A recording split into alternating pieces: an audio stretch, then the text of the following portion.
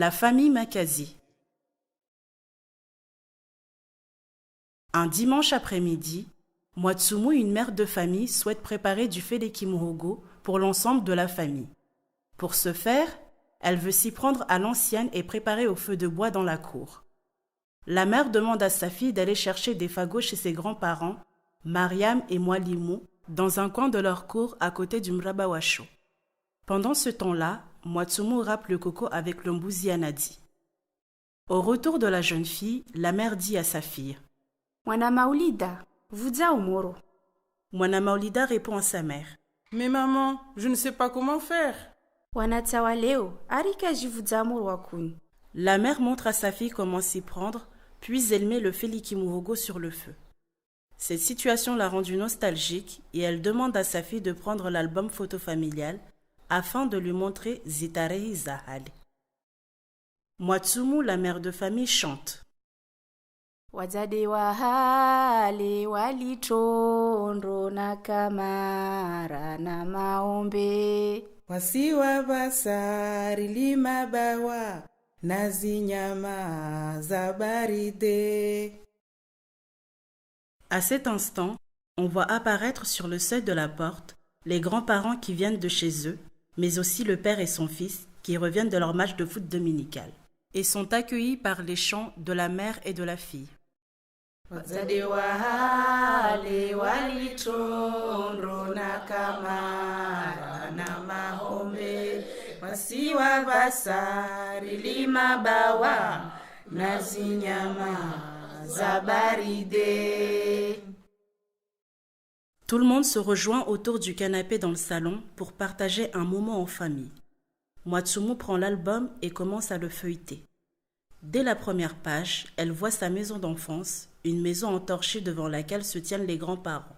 Mwana Maulida demande en pointant du doigt un élément de la photo. C'est quoi ça, maman? Ça, ma fille, c'est le bangala upiha. Dans le temps, c'est l'endroit où l'on cuisinait. Il y avait le talatala, une étagère en bois, de raffia sur laquelle on déposait les ustensiles de cuisine, un shketio, un banc sur lequel s'asseoir puisqu'on faisait la cuisine en position assise, bakola shuma, mtsungi, kapuka, shiwi, nasaju. Mais maman, du coup cette nourriture, vous la conserviez où? Ma fille, on n'avait pas de congélateur à l'époque, et encore moins de réfrigérateur. La nourriture, on l'a conservée dans le kanya, le garde-manger. C'est à ça que ça ressemblait. Le kanya est une pièce montée sur pilotis pour éviter que les animaux s'y introduisent. Lorsque je n'étais encore qu'une enfant, le confort était très limité.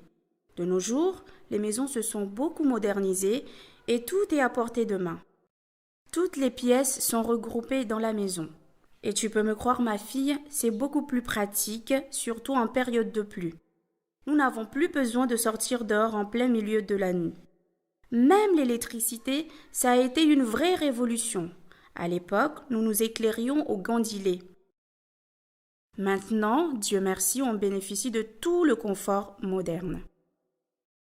Mwana Maulida demande à sa grand-mère: Mais Coco, je remarque que maintenant ce ne sont plus les mêmes types de maisons dans ton quartier. En plus, toutes les maisons se ressemblent. Comment cela se fait-il? Mjomba wangu, Tomba Coco a vendu des ébus pour avoir l'argent nécessaire pour la construction de notre case Sim. C'était la mode à l'époque, raison pour laquelle toutes les constructions du quartier se ressemblent. Ces maisons étaient modernes pour l'époque, tout en restant écologiques. Les murs étaient en briques de terre et le toit était en tôle.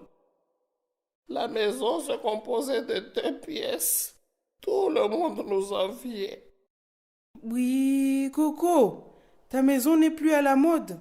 C'est nous qui vivons dans une maison à la mode, avec nos chambres individuelles, le salon, la cuisine et nos toilettes à l'intérieur.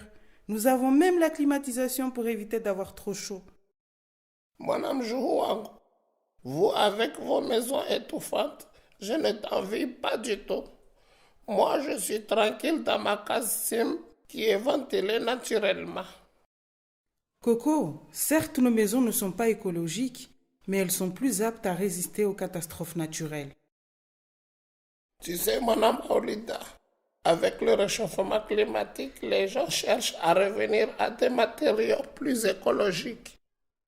Mwatsumu continue à feuilleter l'album et tombe sur une photo de sa mère étant plus jeune. Mwana Maolida demande à sa grand-mère. Mais Coco, qu'est-ce que tu portes sur cette photo? Il y a une expression mahoraise qui dit Ukosefuangu Sandre, ce qui veut dire quand tu n'as rien, il faut faire avec les moyens du bord. La robe que je portais était faite avec des sacs de riz paddy. Coco, toi qui as connu toutes ces différentes maisons, laquelle préfères-tu?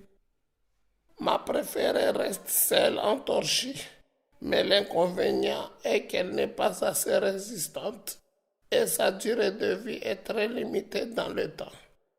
Il faut renouveler le toit à peu près tous les ans. Suite à ce petit moment de partage, Mwana Maolida, Mwatsumu et Mariam, 3 générations confondues, se rendent dans la cour et se remettent à la préparation de leur Féliki Muhogo.